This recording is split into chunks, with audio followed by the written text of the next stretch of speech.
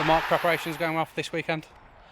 Fine. We obviously had a good performance last time out, so we'll refer back to that, I'm sure, towards the weekend, and remind ourselves how well we did against another top team. Chelsea clearly are playing exceptionally well at the moment, and it's going to be a tough ask, but I think like I said, we draw encouragement from how we performed. You said Tottenham impressed you. It was a good point at Man City, but is Chelsea this weekend one of the toughest ones? Yeah, you have to say that because they're the most consistent team. They've got a way of playing that is quite difficult tactically to really go up against, because if you try and stop one area of their progression, then they open up other areas on the pitch and are able to attack in a different way. So they've got good flexibility, albeit within a really sound structure. So big test. They're clearly the best team this year because they've proved that with the amount of games they've won. Have you been surprised how consistent they have been, considering such a mixed season last year?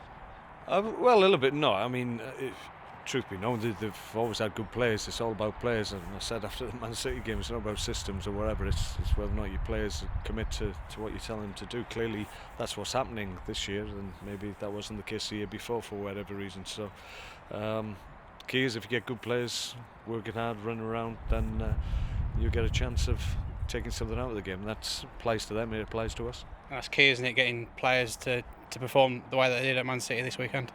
Yeah, I mean, we've had a really good response from obviously a disappointing performance against Spurs, came back against Borough and played really well in my view, and got the job done. And like I said, I don't think, if we're honest, too many people thought we'd get any kind of positive results at Man City, but we're very sound, very solid, had good threat ourselves as well, could have scored in the first half, so all in all we're in decent shape and good heart.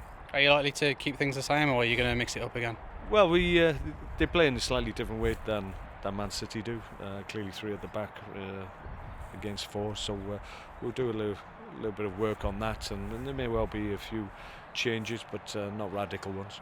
And Xherdan Shaqiri's back in training. There's been a bit of a mixed feeling about him in recent weeks. There's been times where you've said that he's been fit and ready to go, but hopefully he's back this weekend. He's just had little niggles and setbacks, which is a shame for Shaq, because prior to these little injuries that he's getting, I thought he was doing really well, but it stopped him in his tracks to a certain extent. But he's available, he's fit. Hopefully he won't get any negatives leading into the game, and he'll be available. He won't walk straight back into the team though, the way Ramadan and Mark Hughes have been performing. No, we've got good options at the moment, and like I said, you've got to sometimes be fair to the guys that get you good results, but albeit I will always try and pick the team that I feel is best capable of winning a match, and sometimes that means changing winning teams. And finally, one more, it's good to see Jack back out on the pitch as well.